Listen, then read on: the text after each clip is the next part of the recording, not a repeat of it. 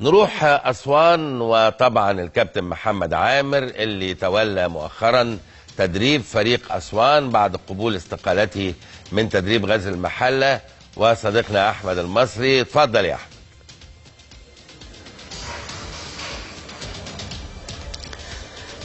مساء الانوار كابتن مدحت، تحياتي ليك من مدينه اسوان. واللي اذا كانت اسوان النهارده بالفعل سعيده بوجود النادي الاهلي وجماهير غفيره تجمعت خارج استاد اسوان لتحيه لاعبي النادي الاهلي، لكن الشارع الرياضي في اسوان بالتاكيد حزين على الموقف اللي وصل ليه نادي اسوان في الدوري الممتاز هذا الموسم، مما دعا كابتن عماد النحاس الى تقديم الاستقاله، وتولى المهمه كابتن محمد عامر نجم مصر ونجم النادي الاهلي. كابتن محمد، بنرحب بيك في مساء الانوار وتحيات كابتن مدحت شلبي. وفي البدايه اكيد السؤال، لماذا وافق كابتن محمد عامر على تولي مسؤوليه نادي اسوان في هذا الوقت؟ يعني بسم الله الرحمن الرحيم، مساء الانوار كابتن مدحت، تحياتي لك. طبعا نادي اسوان بالنسبه لي انا يعني ليا تجربه سابقه هنا في 97 ولغايه سنه 2000، 3 سنين. ليا علاقه كبيره جدا باهل اسوان وبنادي اسوان، وما كنتش اقدر اقول لا مع اسوان، بالرغم ان انا بعد تجربه غزل المحله كنت عاوز اخد قسط من الراحه شويه. لكن مع طلب نادي اسوان ليا انا ما قدرتش اتاخر عنهم، لان هم بالنسبه لي بيمثلوا حاجه كبيره جدا، بعتبر نفسي منهم. نادي اسوان طبعا عارف ان الموقف صعب، وهم في موقف لا يحسد عليه. لكن بالإرادة إن شاء الله وبشيء من التنظيم إن شاء الله، وبالتعاون بينه وبين مجلس الإدارة وبين اللعيبة إن شاء الله ممكن نعدل شيء من اللي ضاع. وإن شاء الله في الفترة اللي جاية الفريق يبقى يحقق المراد إن شاء الله، إنه يبقى في الدوري الممتاز بإذن الله.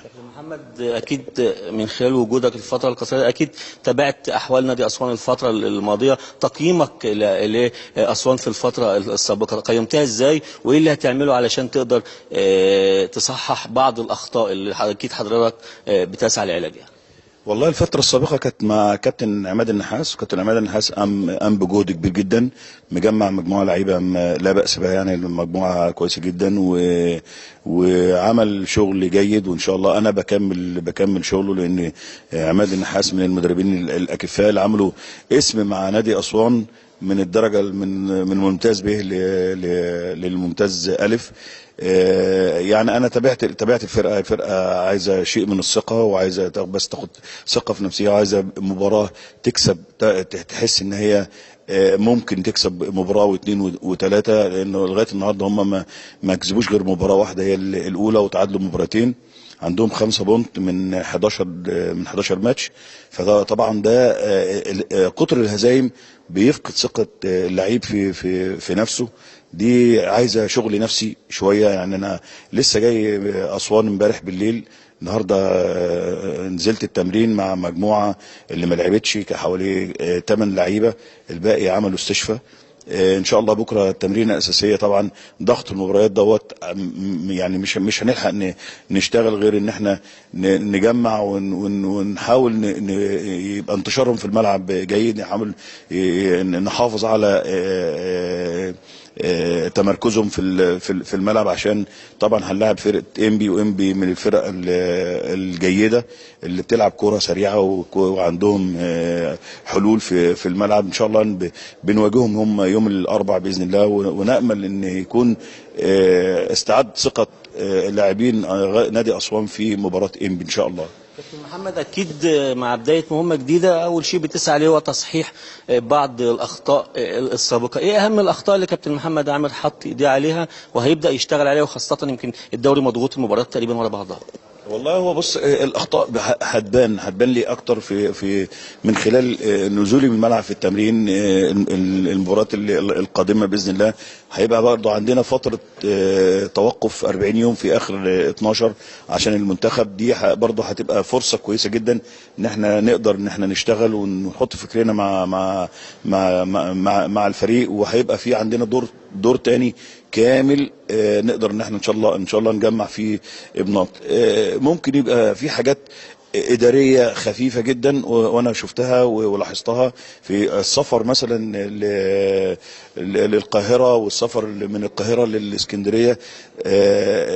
الطيران دايما بيسافروا طيران لو هيقعدوا يومين قبل ماتش، مثلا لو احنا في الماتش جاي اللي بعد انبي المصري رايحين برج العرب، فطبعا بيضطروا يسافروا قبلها بيومين، والسفر قبلها بيومين في طيارة الفجر، ما بيناموش، بيطبقوا ليلتين بدون نوم، يعني بيسافروا 17 سفرية فيها تعب شديد جدا. التعب دوت بتجربه من ال 18 فرقة، كل فرقة بتجربه مرة واحدة بس. أسوان بتجربه 17 مرة. طبعا عشان تروح بفريق تعبان او لعيب تعبان مش قادر يجري، وتقول له اجري 90 دقيقه وتقف على الخط تزعق وتقول له لا اجري قوم اقعد، الكلام ده ما ينفعش. ففي بعض الحاجات الاداريه تفاهمت فيها مع مجلس الاداره، وان شاء الله متفاهمين ان هم ان شاء الله هيصلحوها باذن الله. كابتن محمد، قلت ايه لعيبه اسوان في اول اجتماع عقدته مع اللعيبه؟ لعيبه اسوان فاقده ثقه كبيره جدا، ودي احنا هيبقى دورنا فيها ان احنا ان شاء الله نرجع لهم هذه الثقه. في لعيبه بتنزل الملعب وخايفه لا تغلط فبتغلط، فالنهارده عشان تعمل الصح لازم تغلط، فهم لازم يبقى عندهم الجرأه، لازم عندهم روح او سياسه الفوز، يبقى عندهم روح الكفاح والروح القتاليه في الملعب، لان موقفهم صعب، ولابد ان هم يبقى عندهم حته روح الفوز دي مع انبي، مع الزمالك، مع الاهلي، مع اي فرقه، لانه لو ما كانش عندهم حته العزيمه والاصرار على الفوز وارادتهم على ان هم يطلعوا كسبانين مش هيقعدوا في الدوري الممتاز. فدي لازم ان احنا نغرسها فيهم ان شاء الله، وتكون موجوده باذن الله في كل المباريات القادمه باذن الله. محمد، اخيرا وسريعا، استعديت ازاي لمباراه انبي يوم الاربعاء القادم ان شاء الله؟ يعني احنا عملنا استشفاء للمجموعه اللي لعبت، والمجموعه اللي ما لعبتش اتمرنت خدت جرعه تدريب مناسبه، لانهم برضو يعني جايين من سفر وتعبانين. ان شاء الله التمارين الاساسيه بكره في استاد اسوان باذن الله، كل اللعيبه متجمعه، هنعمل محاضره نقول فيها سياستنا معاهم باذن الله في الفتره القادمه باذن الله، لانهم محتاجين التزام شويه، ان شاء الله يكونوا ملتزمين، وان شاء الله يحققوا الهدف البقاء في الدوري الممتاز باذن الله. محمد، بنشكرك والتوفيق لحضرتك. متشكرين جدا، ومتشكرين ليك، ومتشكرين لكابتن مدحت، وارجو ان الكابتن مدحت يدعمنا ان شاء الله، وانا عارف الكابتن مدحت هيدعمنا كويس جدا ان شاء الله باذن الله. شكرا. كابتن مدحت، ده كان لقاءنا مع الكابتن محمد عامر المدير الفني الجديد لنادي اسوان، واللي بيستعد يوم الاربعاء القادم لمواجهه قويه امام نادي انبي. لك كل التحيه، والان عوده الى مساء الانوار. شكرا جزيلا احمد المصري، وشكرا جزيلا طبعا للكابتن محمد عامر. مؤكد كلنا في ظهرك يا كابتن، لانه اسوان دي بلد، اولا انت طبعا شخصيا عزيز علينا، وبعدين اسوان كمان بلد جميله وعزيزه علينا، ممثل لصعيد مصر الجميل اللي احنا بنعشقه جميعا وجوه قلبنا. نتمنى لك يا رب كل التوفيق. موقف اسوان صحيح صعب، بس ما هوش معقد جدا. اسوان في المركز قبل الاخير ب5 نقاط، ولكن يعني ما بينه وما بين اللي فوق نقطتين، وبعدين 3 نقط، وبعدين 4 نقط، يعني المسألة ما هياش بعيدة. بس اللي قاله الكابتن عامر لابد من توفيره له، لأنه السفريات الكتيرة فعلا دي مجهدة جدا. هو قطعا طلب ان هو يسافر قبلها بيوم، يبقى عنده فرصة راحة، الكلام ده كله. نتمنى له يا رب كل توفيق.